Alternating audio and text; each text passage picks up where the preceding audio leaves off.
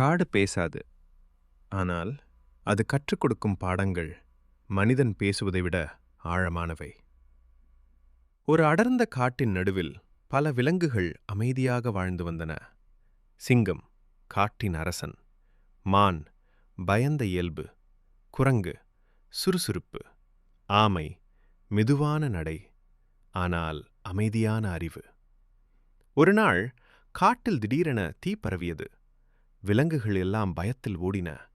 சிங்கம் தனது பலத்தை நம்பி ஓடியது. மான் வேகமாக தப்பியது. குரங்கு மரம் மரமாக தாவியது. ஆனால் ஆமை அவசரப்படவில்லை. அமைதியாக சிந்தித்து நதியை நோக்கி நகர்ந்தது. அதை பார்த்த மற்ற விலங்குகள் ஆமையின் பின்னால் சென்றன. சில நிமிடங்களில் நதி அவர்களை காப்பாற்றியது. தீ நிறுத்தப்பட்டது. உயிர்கள் தப்பின. அப்போதுதான் சிங்கத்திற்கு புரிந்தது, வேகமல்ல, பலமுமல்ல, அமைதியான அறிவே உண்மையான வலிமை. அமைதியாக சிந்திப்பவர் எந்த காட்டிலும் வழி கண்டுபிடிப்பார்.